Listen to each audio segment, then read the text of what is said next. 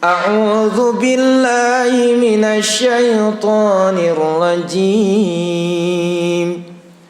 Bismillahirrahmanirrahim. Innamal mu'minuna ikhwah fa aslihu baina akhawaykum wattaqullaha wal yaqulu qawlan syadida.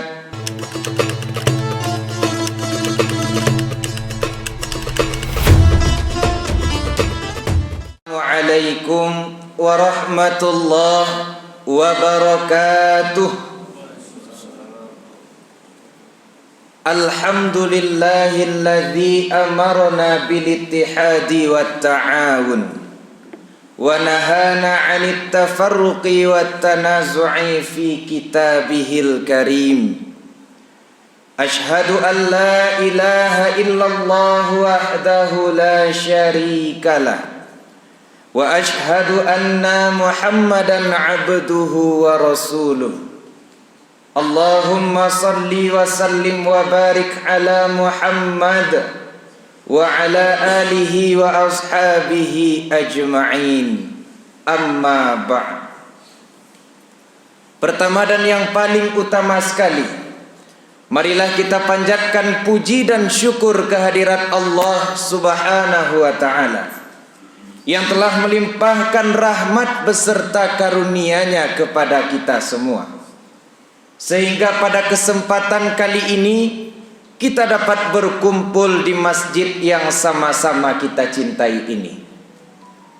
Salawat beserta salam semoga tetap tercurahkan kepada buah pucuk pimpinan umat Islam sedunia, yakninya baginda Rasulullah Muhammad sallallahu alaihi wasallam. Allahumma salli ala Muhammad wa ala ali Muhammad. Kaum muslimin wal muslimat, jamaah salat zuhur yang insyaallah dimuliakan Allah. Dalam waktu yang sangat terbatas ini, saya berikan judul untuk kultum kita pada kesempatan kali ini, yaitu Ukhuwah Islamiyah dalam bingkai persatuan. Ma'asyiral muslimin wal muslimat yang berbahagia, ukhuwah Islamiyah memiliki arti yang didasari oleh kesamaan akidah, yaitu Islam. Hal ini merupakan perintah Allah dalam Al-Quran surah Al-Hujurat ayat 10 yang berbunyi, A'udzu billahi minasyaitonir rajim. Bismillahirrahmanirrahim.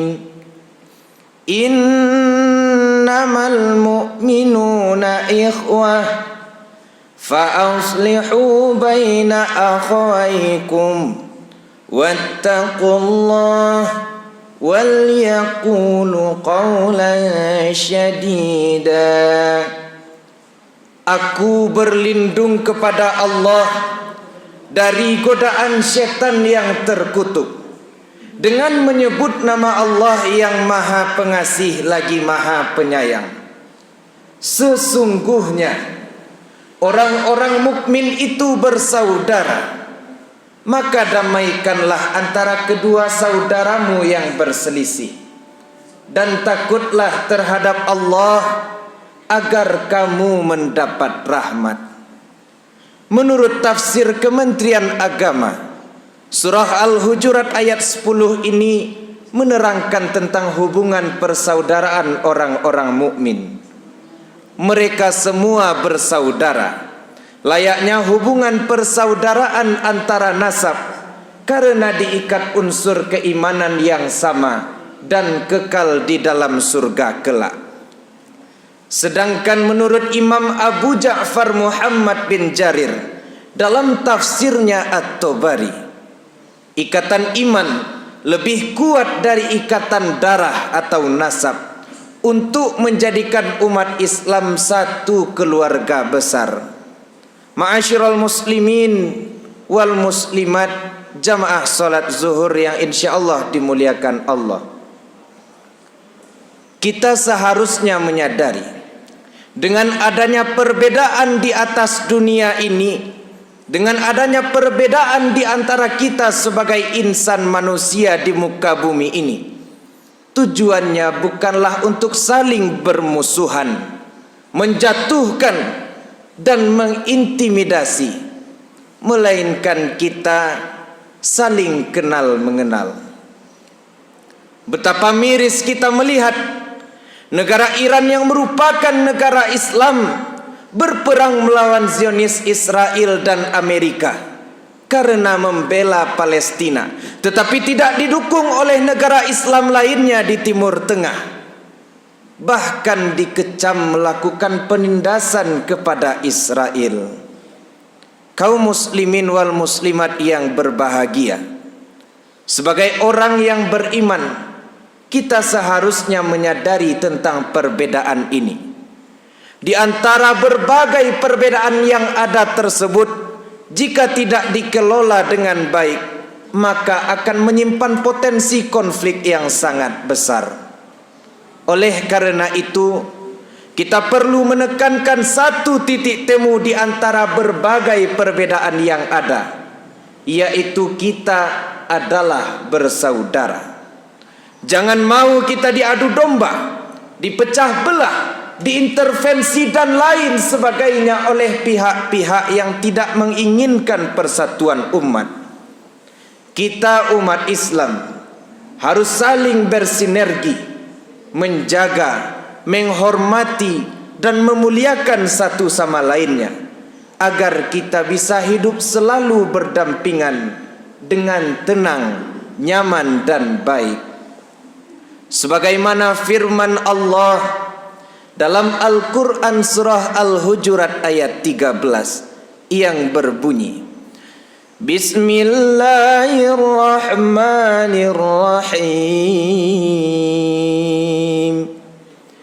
Ya ayyuhan nas, inna khalaqnakum min dzakarin wa unsa wa ja'alnakum syu'uban wa qabaila lita'arafu.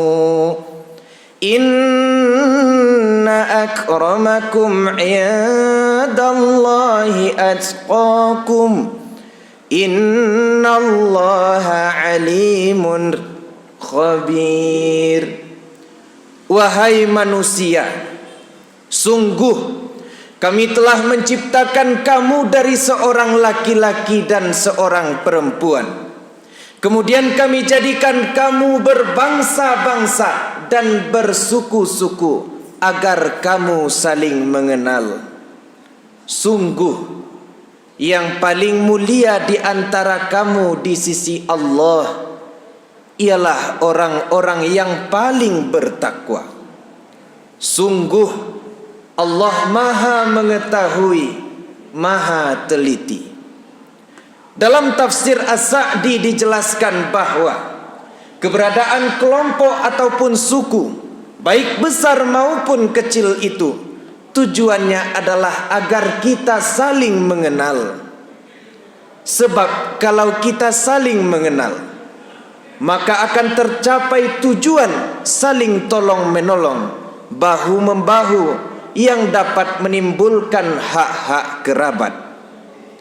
Jika ini tidak kita kelola dengan baik kaum muslimin wal muslimat, maka hancur sudah.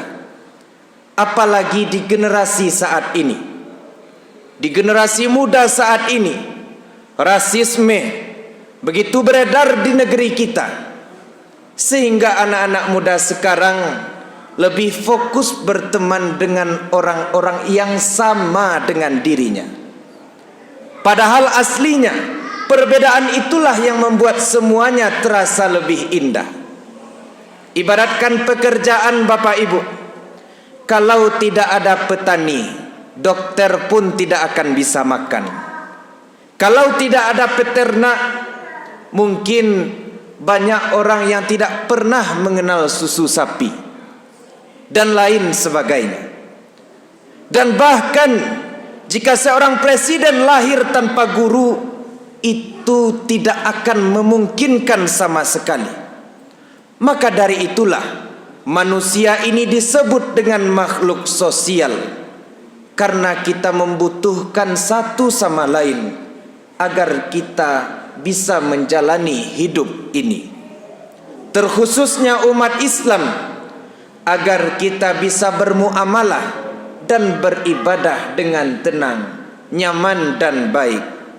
Oleh karena itu kaum muslimin wal muslimat, mari kita sama-sama menurunkan ego. Menurunkan ego, belajar menahan nafsu, belajar untuk saling menghargai, menghormati dan mencintai. Sebagaimana dalam riwayat hadis Imam Bukhari dan Imam Muslim, Rasulullah sallallahu alaihi wasallam pernah bersabda, "Wal mu'minuna ikhwah." Dalam artian besarnya, orang-orang mukmin itu dalam satu ikatan. Orang mukmin itu bersaudara. Maka dari itu, kita sesama orang Islam, apalagi kita umat muslim yang ada di dunia ini, adalah saudara bagi muslim lainnya. Kaum muslimin wal muslimat yang insyaallah dimuliakan Allah, perumpamaan orang-orang yang beriman dalam hal saling mengasihi, mencintai dan menyayangi bagaikan satu tubuh. Apabila ada satu anggota tubuh yang sakit, maka seluruh tubuh akan ikut terjaga, turut merasakan sakitnya. Sebagai kesimpulan dari kultum singkat kita pada kesempatan kali ini adalah, ukhuwah Islamiyah merupakan perintah Allah agar kita bisa hidup berdampingan dan agar umat Islam khususnya dapat bermuamalah dan beribadah dengan nyaman, tenang dan baik, agar kita bisa mendapatkan baldatun thayyibatun wa rabbun ghafur dengan ukhuwah Islamiyah dalam bingkai persatuan. Pohon dadak di tepi laman, mohon maaf atas kesalahan. Batang si cerek di tepi banda, kok rabah tolong tagakkan. Ambo ketek baru baraja, kalau salah tolong dimaafkan. Billahi taufik wal hidayah wa ridha wal inayah. Assalamualaikum warahmatullahi wabarakatuh.